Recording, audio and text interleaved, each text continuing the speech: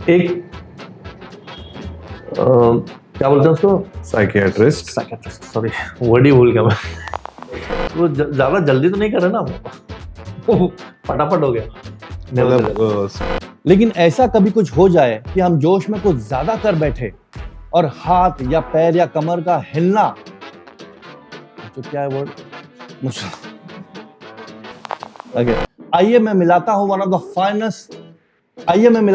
Finest physio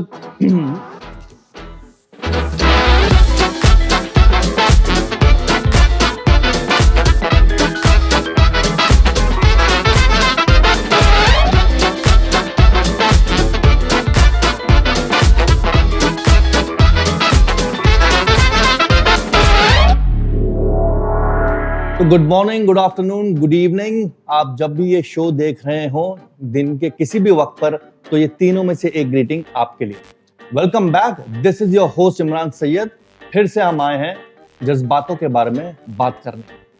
शायद आप लोगों को तो पता होगा अच्छे स्वास्थ्य के लिए व्यायाम करना कितना आवश्यक है, यानी कि कसरत। शायद हम सारे करते ही हैं, आप भी करते होंगे, मैं तो करता ही हूं।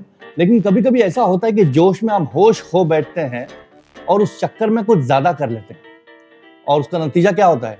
मोच कभी कंधे पर, कभी कमर पर, कभी पैर में, घुटने में, कहीं ना कहीं। तो उसके लिए हम करते क्या है? अगर हल्का फुल्का मोच हो तो आयोडेक्स मलते हैं और काम पे चलते हैं।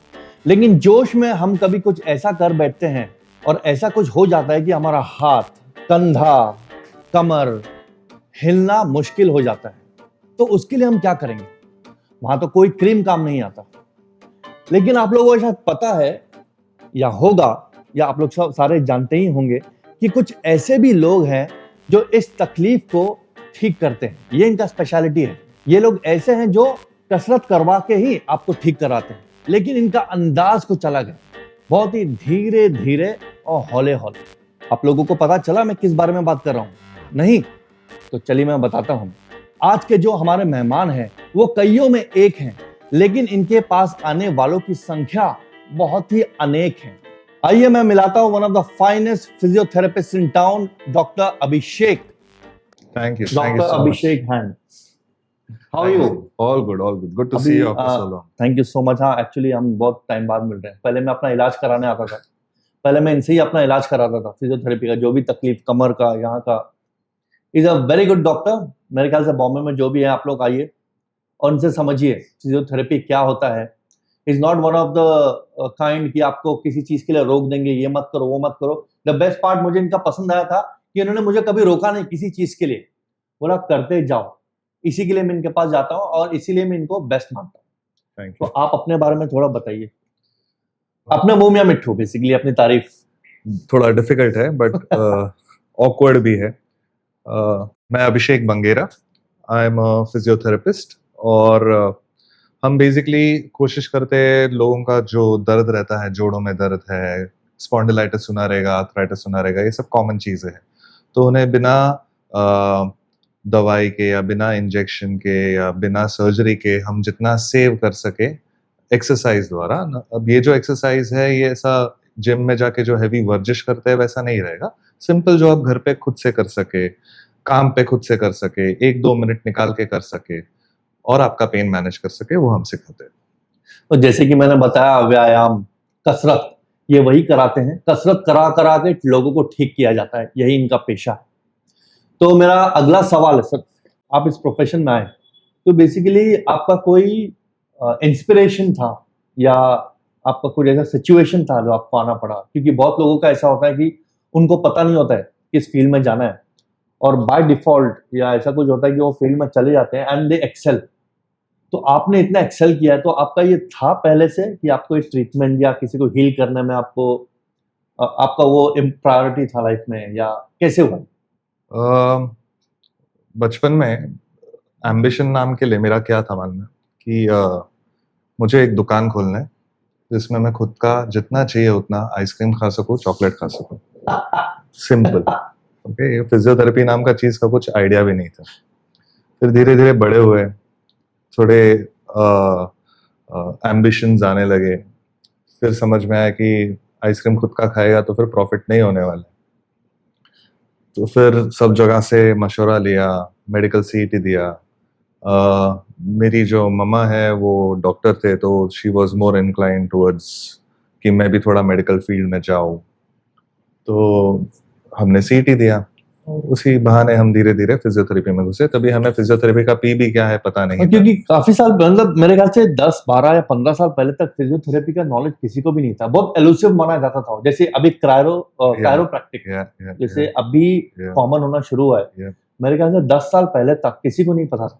मैं जब अमेरिका में था वहां मैंने सुना था, वहां मैं गया था, Yeah. और यहाँ मैंने जब आके लोगों को बोला था कि कायरोप्रैक्टिक हाँ। कोई होता है, कायरो प्रैक्टिशनर, तो मेरा मुंह देखते था। तो बराबर। सेम फिजियोथेरेपी के साथ भी था सही बात, सही सालों बात। पहले। वो अभी भी है अनफॉर्चुनेटली, बिकॉज काफी सारे डॉक्टर्स को भी अप्रोप्रिएट नॉलेज नहीं है with respect to physiotherapy as a profession. हम क्या करते हैं, उन्हें लगता है हम अभी भी सिर्फ मशीन लगाते हैं, सिर्फ पेन मॉड्यूलेशन करते हैं, लेकिन उससे कई ज्यादा हम उनका लाइफ को रिहैबिलिटेट करते हैं, जो भी वो आज के तारीख पे दर्द के मारे नहीं कर पाते रहे।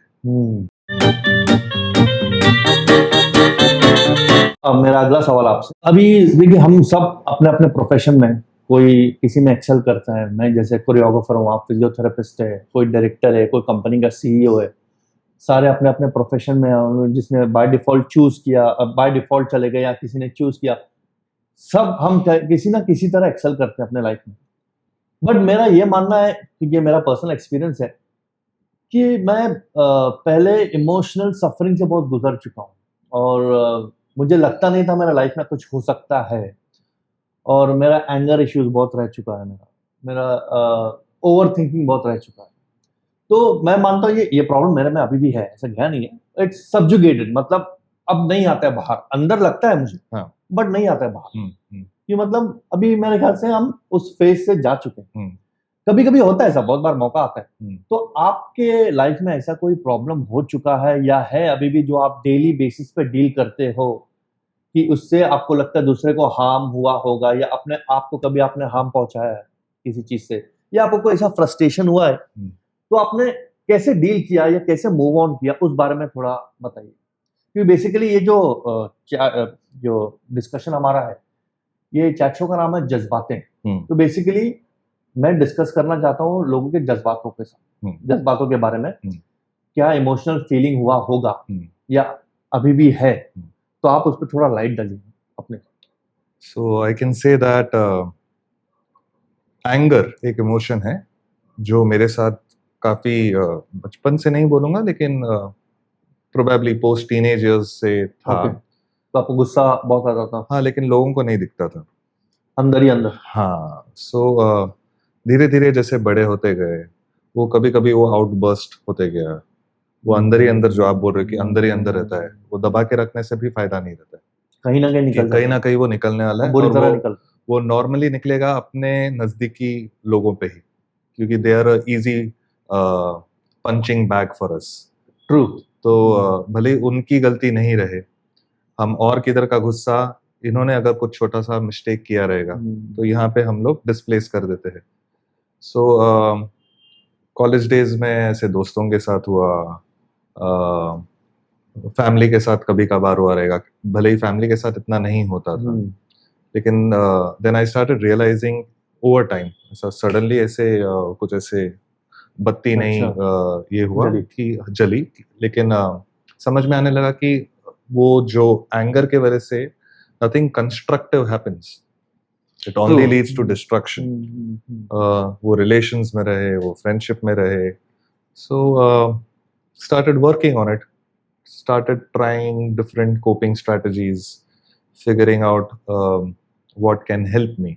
And काफी लोग बोल रहे थे मुझे कि बीच में मैंने काउंसलिंग भी लिया था, साइकोलॉजिकल काउंसलिंग, खुद से ही होके, किसी ने बोला नहीं था, लेकिन तभी फिजियोथेरेपी चालू था, पढ़ाई चालू था, तो समझ में आया कि अच्छा साइकोलॉजी नाम का चीज जो रहता है वो हमें हेल्प कर सकता है। साइकोलॉजी भी बहुत इम्पोर्टेंट है, बहुत important.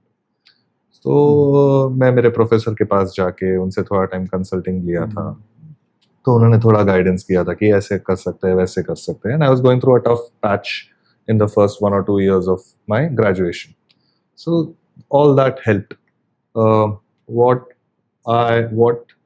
really helped was me keeping myself physically and mentally tired. That helps me. So college days में music was a good way of coping.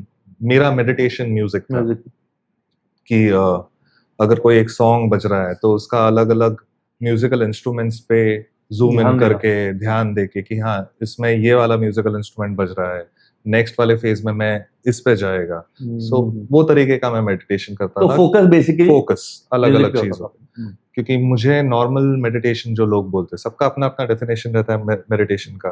कोई स्कूल ऑफ थॉट बोलता है कि सिर्फ ब्रीदिंग पे फोकस करो. कोई स्कूल ऑफ थॉट बोलता है कि जो भी दिमाग में आ रहा है वो आने दो, पूरा निकलने दो. कोई बोलता है कि दिमाग को एम्प्टी रखो. वो एम्प्टी कैसे रखना, लाइक यू सेड कि ओवर थिंकिंग. तो that was how can you keep your mind empty? Constantly has कोई ना कोई थॉट तो आता ही रहता है. Something keeps going on. So then professional life में आए, एज यू एज स्ट्रेसेस बढ़ते जाता है, प्रॉब्लम्स बढ़ते जाते हैं, but you learn how to handle them, but sometimes you don't. So 5 years back somehow I invested in a cycle just to commute घर से काम, काम से घर. तो that started becoming my outlet. तो वहां पे जो भी खुन्नस निकला था, went out, मेरा राइड पे होने लगा. एक सेकंड मैं बताना चाहूंगा, ये बहुत जरूरी चीज है, venting out in any form of physical activity, चाहे साइकिलिंग हो या working out in the gym, या आप किक बॉक्सिंग करिए या फुटबॉल खेलिए. ये अंदर का जो बोलते हैं ऊर्जा, उसको निकालने में बहुत काम आता है.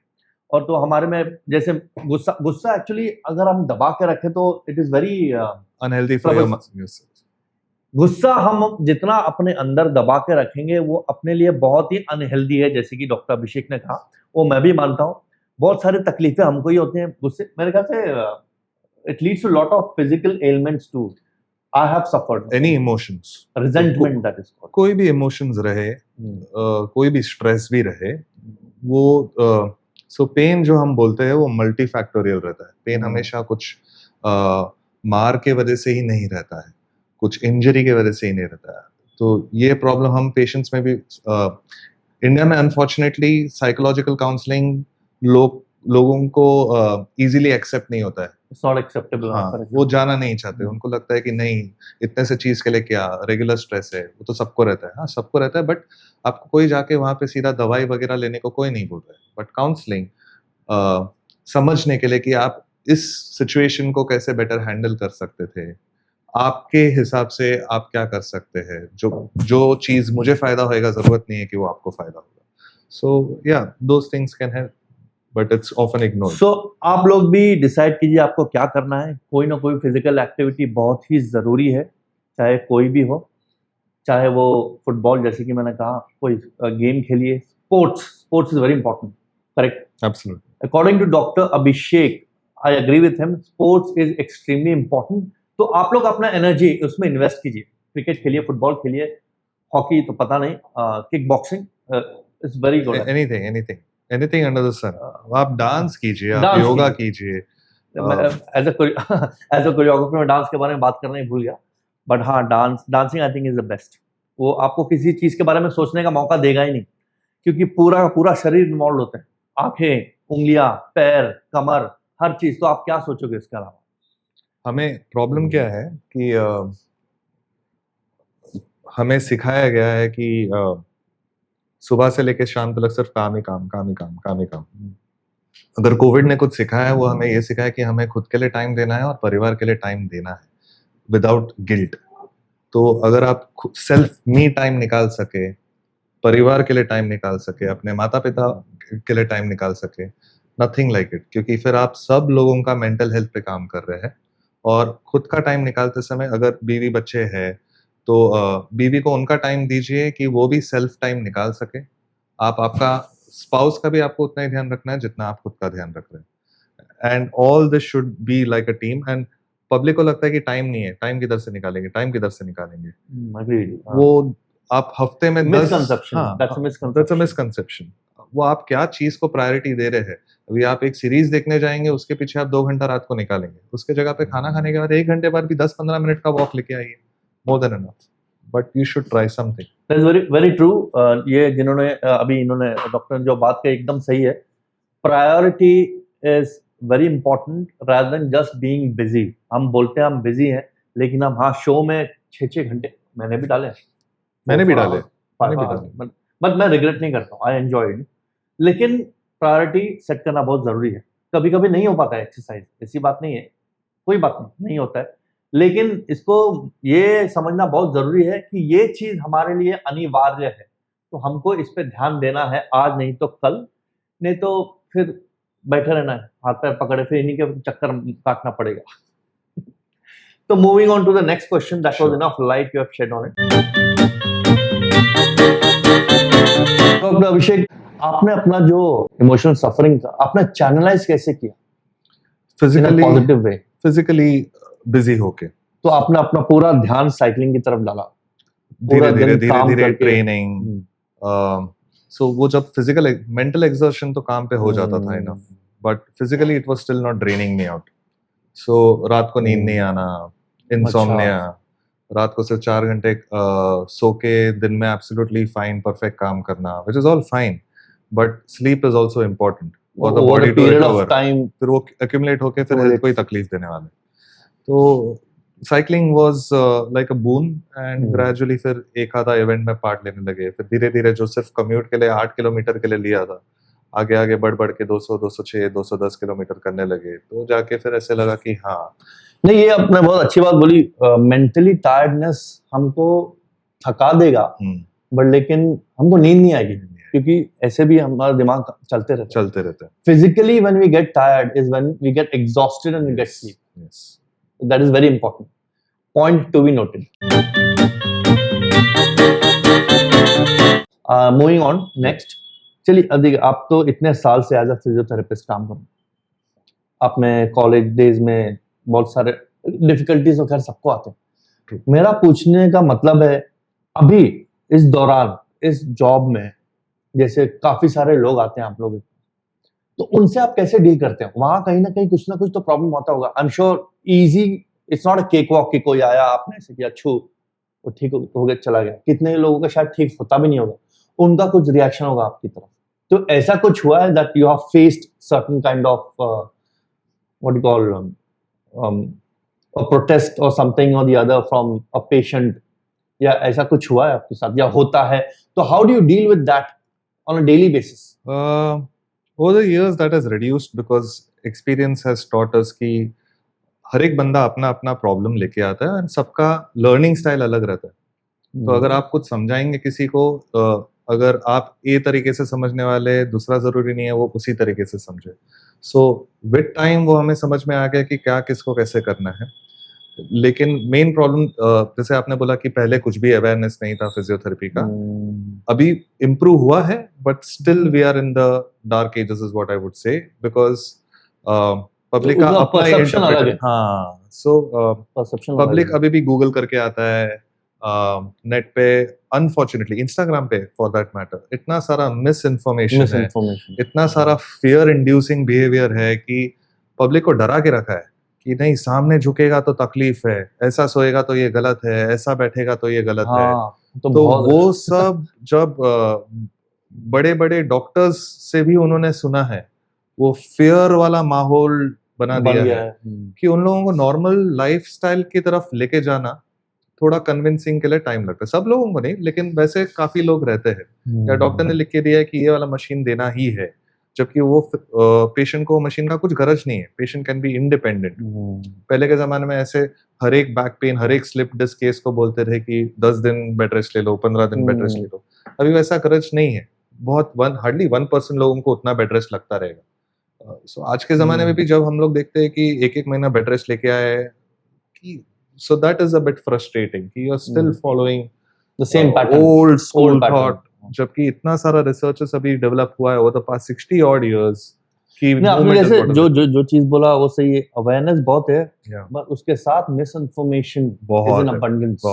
मतलब मैं भी कभी इंस्टाग्राम सर्व करता हूं, तो एक कुछ अलग बोलता है, उसी टॉपिक पे दूसरा कुछ अलग बोलता है, उसी टॉपिक पे तीसरा कुछ अलग. very difficult even for us as a normal consumer बोलेंगे, कंज्यूमर भी आ गया वो न्यूट्रिशन रिलेटेड रहे, किसी भी रिलेटेड रहे, कि हाँ किसका सुनने का. So it has it's Confusing it pros is. And cons. I think it was a very heartfelt conversation. आपने काफी रोशनी डाली इस Thank मुद्दे पे. तो हम आगे बढ़ते हैं. अब ये होगा कि मेरा बोलने का मतलब है as a human we achieve a lot of things in life. हम लाइफ में काफी आगे बढ़ते हैं, हम बहुत सीरियस होते हैं लाइफ में. लेकिन मेरा मानना है कि हम कहीं ना कहीं हम सिली हैं. कुछ ना कुछ हरकतें हम करते हैं. कोई मानता है इस बात को, कोई नहीं मानता. मैं मानता हूँ दिल खोल के, मैंने बहुत ही बेवकूफियां की हैं लाइफ में. Same here. गलतियां अभी भी करते रहते हैं. मेरा मानना है perfection is situational, mistakes are inevitable. अगर मैं हिंदी में बोलूं तो पूर्णता स्थिति जन्य है, बाप रे. गलतियां अनिवार्य है. अनिवार्य है. अनिवार्य इट्स इनएविटेबल. Yeah. मतलब होगी ही गलतियां. हम सबसे होती हैं, कहीं ना कहीं होती हैं. हम अपने आप को कितना भी परफेक्शनिस्ट साबित कर ले, I think that's a wrong word to use perfectionist. It's all about the situation. कभी कभी कुछ चीज अच्छा हो जाता है, हमको परफेक्ट ही लगता है. अभी कोई मोमेंट में हम खुशी मनाते हैं, वो परफेक्ट मोमेंट हो, कैसा भी हो, we enjoy the moment. That is more important. तो उसी बेसिस पे अभी मैं आपसे 5 क्वेश्चंस करने वाला हूँ. ओके. जिसके आंसर्स आपको देने हैं. अगर आप दे पाए तो वेल एंड गुड. अगर आप नहीं दे, good enough. I am bad at this. ठीक, आई विल ट्राई. तो let's go for the question answer round. My first question to you is, आप रेड फाउंटेन पेन, मानो फाउंटेन पेन आता था लिखने का पहले, आज तो यूज नहीं होता है. तो फाउंटेन पेन यूज होता था पहले. बॉल पेन, उसके बाद बॉल पेन वगैरह वगैरह. तो रेड फाउंटेन पेन से आप ब्लू लिख सकते हैं. यस. कैसे? BLUE लिखना है. That was a very good answer. Unexpected but a very good answer. तूने गेस किया था? नहीं, मुझे लगा नहीं आप दे पाओगे. गुड. रेड फाउंटेन पेन से ब्लू लिख सकते हैं. BLUE, the letter blue. It was very good, very good. Thank you. You said you're not good at it. I am not. Something clicked. So moving on to question number 2. तो blue से ही. तो if Mr. Blue lives in blue house, Mr. Yellow lives in yellow house, Mr. Red lives in red house, who lives in the White House?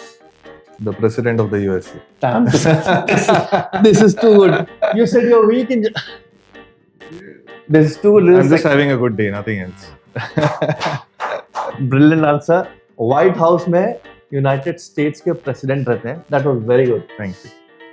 Third question, शायद ये थोड़ा critical होगा, difficult हो सकता है. वो कौन है जिसको डूबते वक्त कोई बचाने नहीं जाता? सूरज. हाँ, फक ये आपको कैसे पता? I have a 7-year-old son. I'm telling you. So ऐसा सब questions. Even though I'm telling you, you're the only person who's been able to answer 3 answers in a row. I hope the next. Damn good. Thank Damn good. I'm surprised. So let's go on to the 4th one. Yes. मतलब ज्यादा time की जरूरत लगी ही नहीं, ऐसी हो गया, निपट गया ये. मतलब कितने लोग को सोचना पड़ता है. उनको घुमा फिरा के फिर से बोलता हूँ, बट मेरे ख्याल से I think it took not even 5 seconds to answer. These are lateral thinking puzzles, square riddles, not puzzles. Next one. तो आप नेटफ्लिक्स वगैरह देखते होंगे. Yes. Netflix, Amazon, Disney Hotstar. मतलब नेटफ्लिक्स का अकाउंट होता है. You can share the account too. Netflix account you can share. Amazon पे भी है. हाँ, ओके. हाँ. अरे है, पता नहीं, शायद नहीं. हाँ. एनीवे, अगर मेरा अकाउंट है Amazon पर, Technical question I will not be able to नहीं, answer. that's what I'm coming on to. तो मेरा अकाउंट है Amazon. हाँ. अगर मैं आपसे शेयर करूं, हाँ. तो हम दोनों ने शेयर किया बेसिकली Amazon अकाउंट, हाँ. Prime account. हाँ. तो हम क्या हुए? What are we? हम क्या हुए? हमको क्या कहा जाएगा? If you can answer that. मैंने हिंट दे दिया है. Amazon Prime शेयर किए. It comes with the evolution of humankind, etc., etc. अगर आप words समझे कहीं पर. If we share the prime account, what are we? I'll have to skip that one. You got me there. Primates. Oh, evolution. Oh, nice. Primates. Nice. कहीं ना तो कहीं miss हुआ. Nice. But Good one. That's what I was telling you. कहीं ना कहीं miss हो गया. Yeah. But you answered 3 in a row. I think it's a hat trick. Thank you. So moving on to the 5th question and the Yeah. last. So physiotherapy से एक word related है psychotherapy. Just the relation. Okay. मेरे ख्याल से spelling भी शुरू होता है P से. वहाँ भी PSY. Your start with PHY. तो एक बात बताइए, अगर एक साइकेट्रिस्ट बाथरूम जाता है तो बाथरूम जाता तो जो भी बाथरूम में करता है उसकी आवाज नहीं आती. क्यों?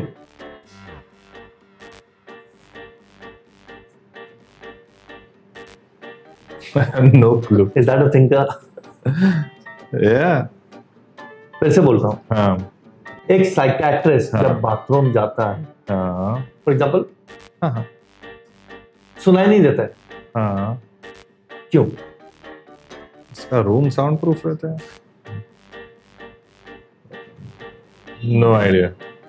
Should I answer? Yeah, please. Because P is silent. Psych. Nice one. Nice one. मैंने बोला ना, दोनों में Yeah. there's something common starts with P. Understood. But in physiotherapy, Yeah, P isn't silent. yeah, In psychiatry, P is silent. Nice.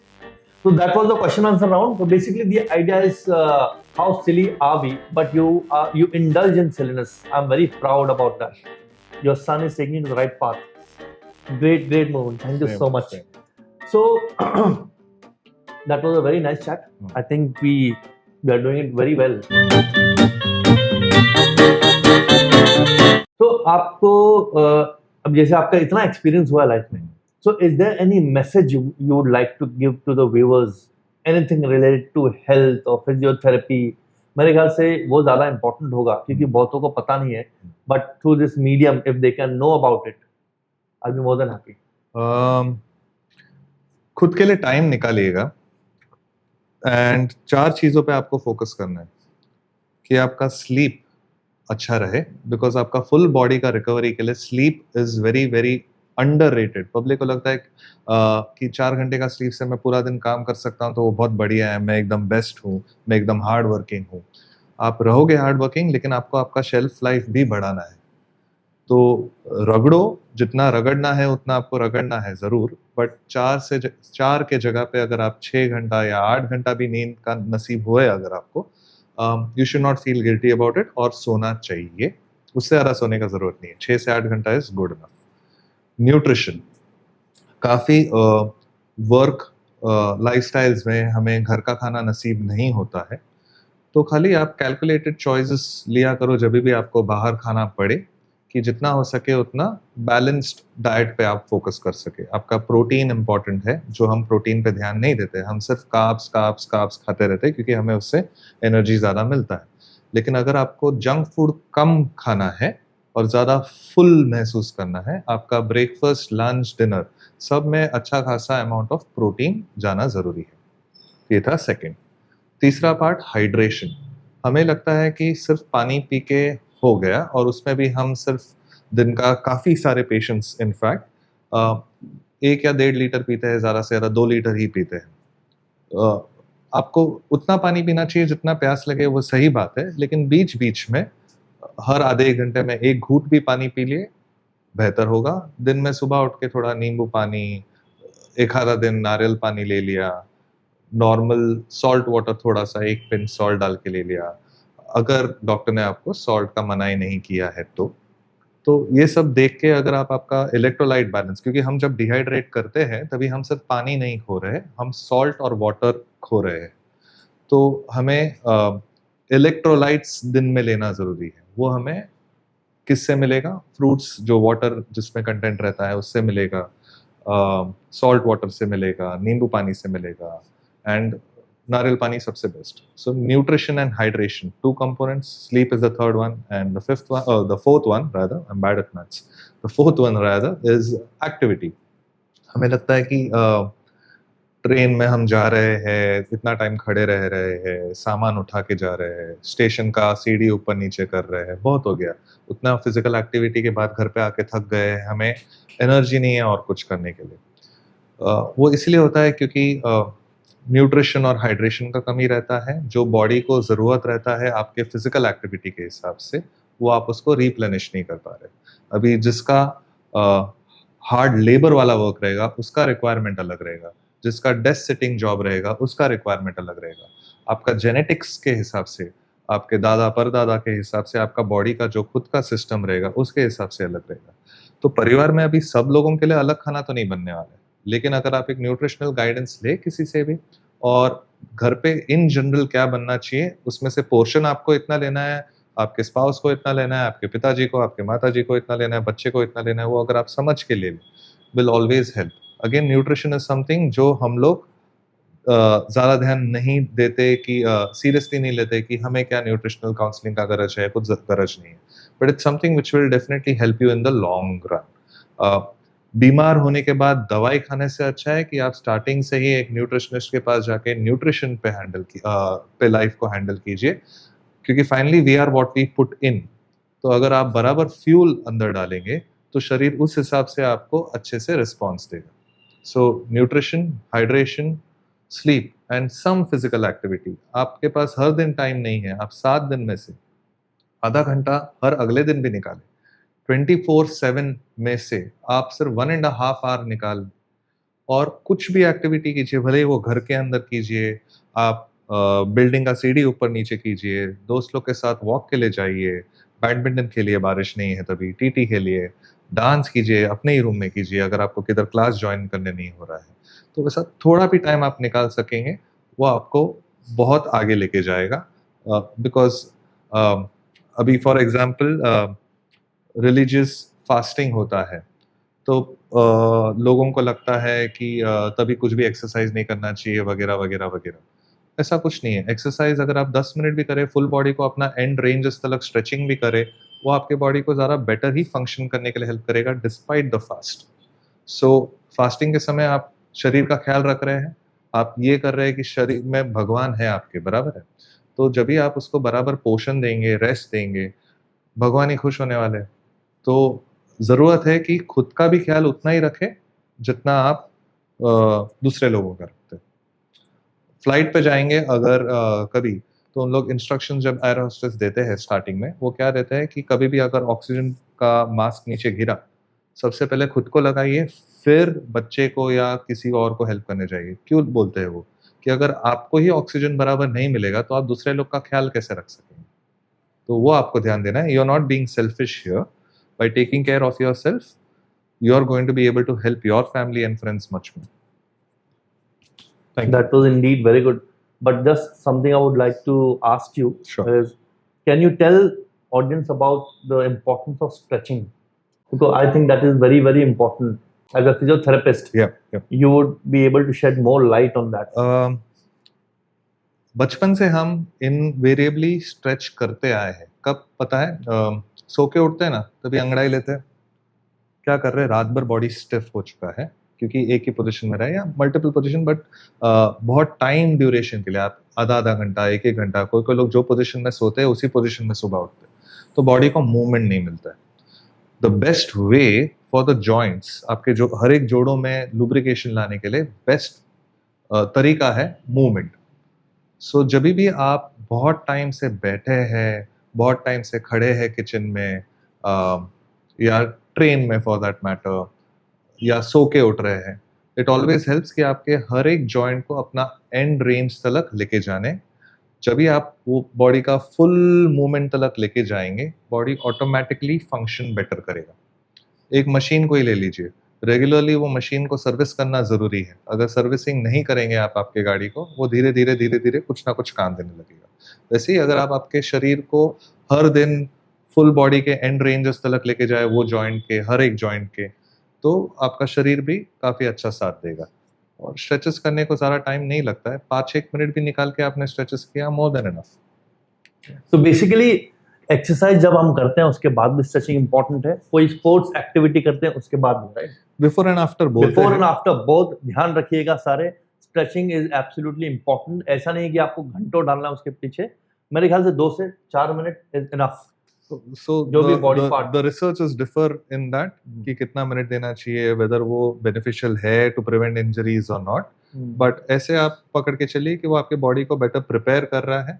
And अगर आप कोई particular activity के लिए स्ट्रेचिंग कर रहे हैं, one of the best ways to warm up is doing the same activity at a lesser intensity. For example, अगर आप रन के लिए जाने वाले हैं तो थोड़ा वॉक करके ग्रेजुअली धीरे धीरे पेस बढ़ाते बढ़ाते आप फिर रनिंग कर सकते हैं। सीधा उठे, तैयार हुए और सीधा भागना नहीं, वैसे। Thank you so much doctor Abhishek, my pleasure. ये इंफॉर्मेशन काफी था।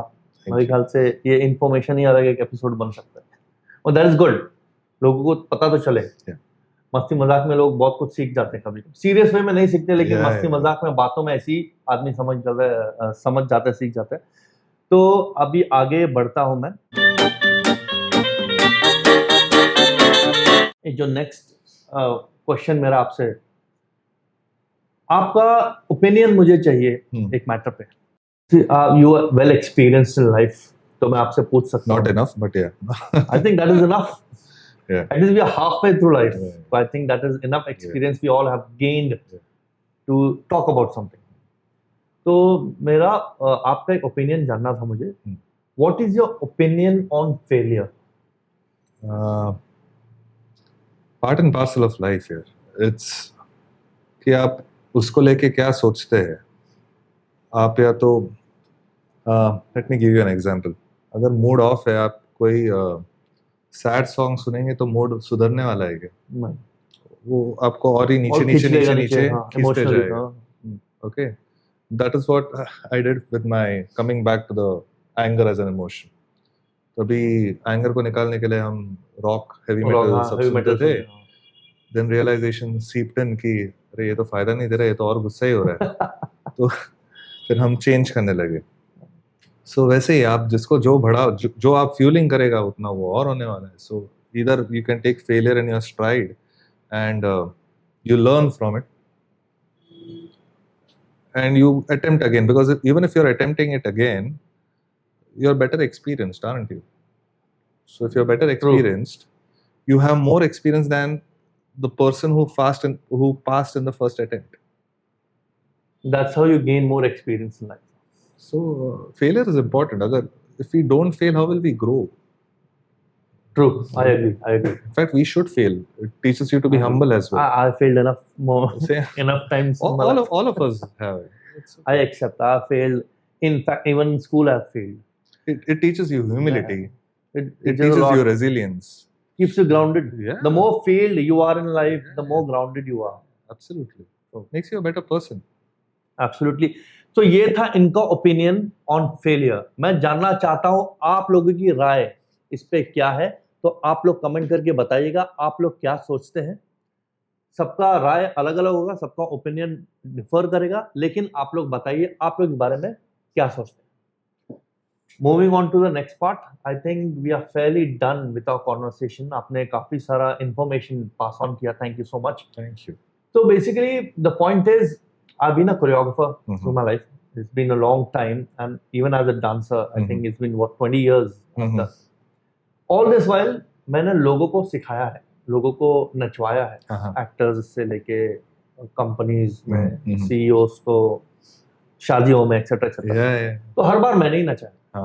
तो अब बारी ऐसी है कि मैं आपके पीछे नाचूं। Okay. मैं चाहता हूँ आप भी नाचें, कि हम हर कोई नाचते ही है ऐसे ना वैसे लाइफ में। You sure you want to spoil your show? Seeing me dance. No. I think that's the charm of the show. I think to see you dance. तो लोग देखेंगे ना। See, you are a physiotherapist. You still enjoy life, right? End of the day हम क्या चाहते हैं? Yeah. आप क्या मजे करें? Yeah. तो एक डांस एक ऐसा चीज है जो मजे करने के लिए होता है। Sure. आप बिना सोचते ही डांस करते हैं, और जब डांस करते हैं आप कुछ सोच पाते नहीं ऐसे भी, जैसे मैंने पहले ही बताया था, आपको सोचने का मौका ही नहीं। Let's get on with it, and thank you so much for your time.